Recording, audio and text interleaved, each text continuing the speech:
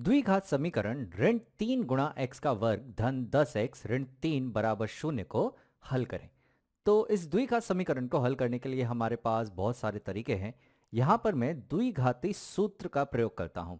तो यहाँ पर हमें दिया गया है कि ये जो द्विघात समीकरण है ये है ऋण 3 गुणा x का वर्ग धन 10x ऋण 3 बराबर है 0 के। तो यहाँ द्विघाती सूत्र का प्रयोग करने के लिए मैं यहाँ द्विघाती समीकरण का मानक रूप लिखता हूँ सबसे पहले। तो वो होता है कि a गुणा x का वर्ग धन bx धन c बराबर होता है 0 के। और ऐसी स्थिति में जो द्विघाती सूत्र है वो कहता है कि जो x है उसका जो मान है वो बराबर होता है ऋण b धनात्मक और ऋणात्मक वर्गमूल यहाँ पर b का वर्ग ऋण 4 गुणा a गुणा c और हर में है यहाँ पर 2a। तो ये द्विघाती सूत्र का प्रयोग करके हम x के मान निकाल सकते हैं। तो अब अगर हम इस समीकरण को ये मानक रूप से अगर मिलाएं तो हमें क्या मिलेगा। तो यहाँ पर जो a है वो हमें मिल रहा है वो है ऋण 3। और यहाँ पर अगर देखो तो जो b है वो है यहाँ पर 10, तो b हो गया 10। और अगर देखो तो जो c है यहाँ पर वो है ऋण 3। तो चलो ये सारी संख्याएं यहाँ डाल देते हैं और x का मान निकाल लेते हैं। तो जो x है वो हमें बराबर मिलेगा यहाँ पर ऋण b जो है यहाँ पर हमारे पास 10 धनात्मक और ऋणात्मक यहाँ पे वर्गमूल आएगा जो होगा b का वर्ग b यानी कि 10 का वर्ग ऋण 4 गुणा a गुणा c। a है यहाँ पे ऋण 3 तो ये गुणा हो जाएगा ऋण 3 और c भी है यहाँ पे ऋण 3 तो ये गुणा हो जाएगा ऋण 3 पूर्ण। और हर में हमारे पास है 2 गुणा a तो 2 गुणा a और a है हमारे पास यहाँ पे ऋण 3 तो ये होगा 2 गुणा a। चलो अब इसे हल करके x का मान निकाल लेते हैं। तो इसे जब हम हल करेंगे तो हमें मिलेगा कि जो x है वो बराबर होगा यहाँ पे ऋण 10 और यहाँ पे हमारे पास धनात्मक और ऋणात्मक वर्गमूल।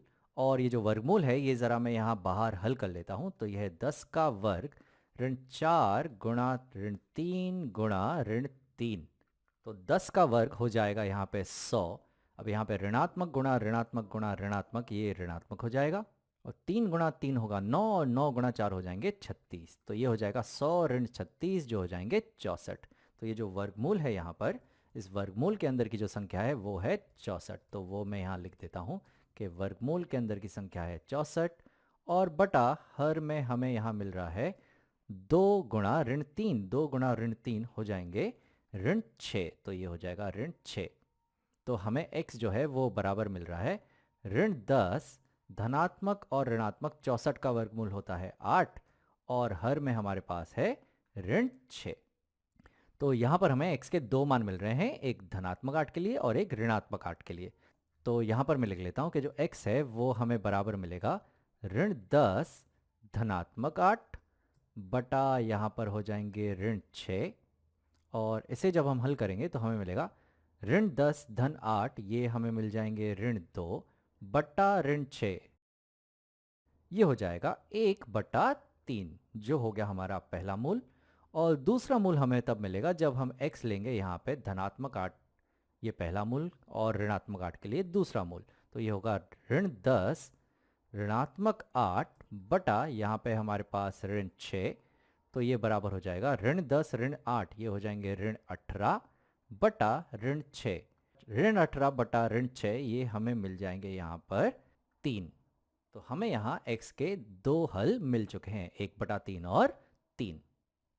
अब यहाँ पर तुमने देखा कि ये जो समीकरण है इसमें जो पहला पद है वो ऋणात्मक था और जैसा मैं हमेशा कहता हूँ कि मुझे हमेशा पहला पद धनात्मक पसंद है।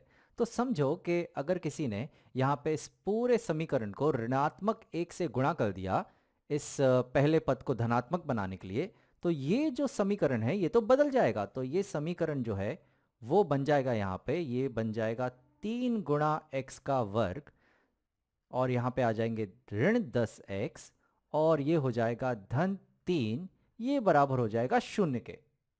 और ऐसी स्थिति में जो यहाँ पर जो a है वो है 3 जो a है वो है 3 जो b है यहाँ पे वो है ऋण 10 जो b है वो है ऋण 10 और जो c है वो है यहाँ पर 3, जो c है वो है 3।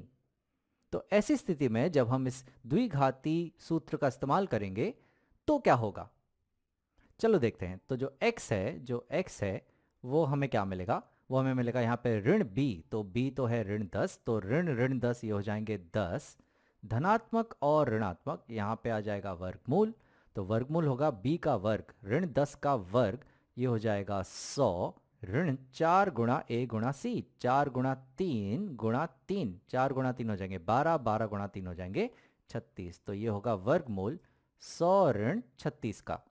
और यहाँ पे बटा हर में हमारे पास होगा 2 गुणा ए, 2 गुणा ए यानी कि 2 गुणा 3 यानी ये हो जाएंगे 6। तो ये जो x है वो बराबर होगा, यहाँ पर है हमारे पास 10, धनात्मक और ऋणात्मक, यह वर्गमूल 100 ऋण 36 का यानी कि 64 का, तो वर्गमूल 64 का होता है 8, और हर में हमारे पास है यहाँ पर 6। तो हमें x के दो मान मिल रहे हैं, एक है 10 धन 8 यानी कि 18 बटा 6, 18 बटा 6 तो 3 होते हैं, और दूसरा मान हमें मिल रहा है 10 ऋण 8 यानी कि 2, 2 बटा 6 जो होता है 1 बटा 3। यानी कि अगर हम यहाँ पे ऋणात्मक 1 से गुणा भी कर दें तो भी जो द्विघाती सूत्र है वो उसके सही सही हल हमें दे देता है।